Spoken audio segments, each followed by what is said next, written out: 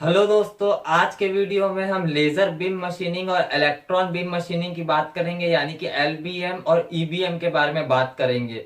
तो देखते रहिए आखिरी तक। मेरा नाम है अंकित, आप देख रहे हैं मैकेनिकल गुरु। चलिए शुरू करते हैं, आगे बढ़ते हैं। शुरुआत करते हैं लेजर बीम मशीनिंग से। यह भी एक नॉन ट्रेडिशनल मशीनिंग प्रोसेस है जो कन्वेंशनल मशीनिंग प्रोसेस से पूरी तरह से अलग है। लेजर बीम मशीनिंग एक थर्मल मटेरियल रिमूवल प्रोसेस है, यानी कि ये थर्मल एनर्जी यानी कि हीट का यूटिलाइज करती है मेटल को रिमूव करने के लिए वर्क पीस से, जो कि एक हाई ग्रेड एनर्जी है। लेजर बीम मशीनिंग में बेसिकली एक लेजर बीम ऑब्जेक्ट या वर्क पीस के ऊपर भेजी जाती है या छोड़ी जाती है, जिसके कारण जो वर्क पीस का मटेरियल है वहां पे मेल्टिंग होने लगती है, उस वर्क पीस के मटेरियल का वेपराइजेशन होने लगता है और मेटल रिमूवर जो आप करना चाहते हैं वो हो जाता है। लेजर्स का यूज आप किसी चीज को कट करने के लिए कर सकते हैं, ड्रिल करने के लिए कर सकते हैं, वेल्ड करने के लिए कर सकते हैं और कहीं मार्किंग करना है तो आप यूज कर सकते हैं लेजर्स का। अगर आपको एकदम एक्यूरेटली प्लेस्ड होल करना है, यानी कि आपको एकदम एक्यूरेट होल करना है एकदम एक्यूरेट जगह में, तो उस जगह में लेजर बीम मशीनिंग सबसे बेस्ट ऑप्शन है आपके लिए। लेजर बीम मशीनिंग का स्कीमेटिक डायग्राम मेरे बगल में आप देख सकते हैं। बहुत अलग अलग तरीके के लेजर्स अवेलेबल है मार्केट में लेजर बीम मशीनिंग के लिए, जैसे कि CO2 जो कि एक गैस है लेकिन यह रेडिएट करती है इंफ्रारेड लाइट को, इंफ्रारेड रेस को। CO2 गैस से निकली रेडिएशन को अगर भेजेंगे आप तो वह मैक्सिमम 25 किलोवाट तक का पावर प्रोड्यूस कर सकता है। Neodymium doped yttrium aluminium garnet laser, यह एक सॉलिड स्टेट लेजर है जो कि डिलीवर कर सकती है लाइट को भी किसी फाइबर ऑप्टिक केबल में। यह आपको पल्स्ड मोड में 50 किलोवाट तक की पावर जनरेट कर सकती है और कंटिन्यूअस मोड 1 किलोवाट तक का मैक्सिमम पावर ये प्रोड्यूस कर सकती है। किसी भी लेजर को मशीनिंग के लिए दो मोड में यूज किया जाता है। कंटिन्यूअस मोड यानी कि वो लेजर कंटिन्यू एमिट होते रहते हैं और वर्क पीस पे हिट करती है, और एक पल्स मोड, पल्स मोड में वो डिसकंटिन्यूअस रहती है, एक टाइम के बाद फिर लेजर बीम आती है, हिट करती है, फिर वो रुक जाती है। अगर आपको रिफ्रैक्टरी मटेरियल में 0.005 mm तक का एकदम फाइन और प्रीसियस होल बनाना है तो उस केस में उस एप्लीकेशन में लेजर बीम मशीनिंग का यूज होता है। मेटेलिक और नॉन मेटेलिक मटेरियल की कटिंग और ड्रिलिंग के लिए भी लेजर बीम मशीनिंग का यूज होता है। और बहुत सी इलेक्ट्रॉनिक्स और ऑटोमोबाइल इंडस्ट्रीज में तो लेजर बीम मशीनिंग का यूज बहुत पॉपुलर होते जा रहा है दिन ब दिन। अब लेजर बीम मशीनिंग के एडवांटेजेस के बारे में बात कर लेते हैं। लेजर बीम मशीनिंग से आप किसी भी तरह का शेप काट सकते हैं, क्योंकि लेजर को आप किसी भी तरीके से मूव करा सकते हैं वर्क पीस के ऊपर, और इस प्रोसेस में स्ट्रेस भी ज्यादा जनरेट नहीं होता है, यानी कि जो मटेरियल है वर्क पीस है वह स्ट्रेस फ्री रहता है, इसलिए बहुत कम सपोर्ट की उसमें जरूरत पड़ती है। बहुत हार्ड मटेरियल है, बहुत एब्रेसिव मटेरियल है, उसको भी आराम से कटिंग कर सकता है लेजर जेट मशीनिंग। और बहुत चिपचिपा मटेरियल है, बहुत स्टिकी मटेरियल है, तो वहां भी लेजर बीम मशीनिंग का यूज होता है। जैसे कि बताया मैंने, एकदम हाई एक्यूरेसी से मशीनिंग हो सकती है और कोई लुब्रिकेंट भी यहाँ पे यूज नहीं होता, और कन्वेंशनल मशीनिंग की तरह कोई टूल भी नहीं यूज होता जिसमें वियर का आपको कोई खतरा हो। लेजर बीम मशीनिंग में एक पॉइंट जगह में कांटेक्ट होता है, इसलिए हीट भी ज्यादा अफेक्ट नहीं करती मटेरियल के ऊपर।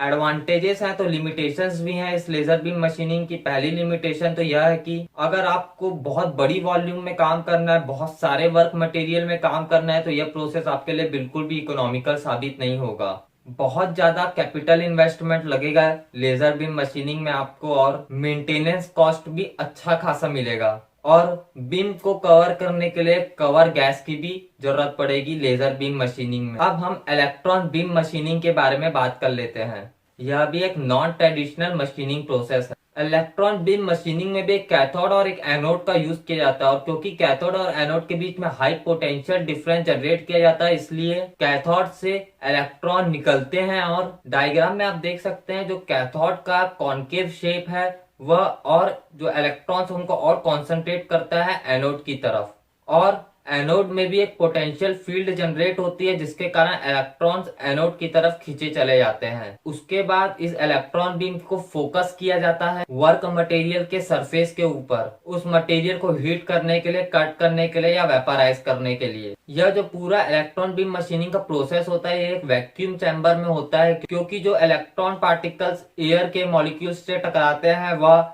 डिफ्लेक्ट होते हैं इधर उधर बहुत तेजी से, और लेजर बीम मशीनिंग में आपको वैक्यूम की जरूरत इसलिए नहीं पड़ती क्योंकि लेजर बीम मशीनिंग में लेजर के रूप में फोटोन निकलता है, ना कि इलेक्ट्रॉन।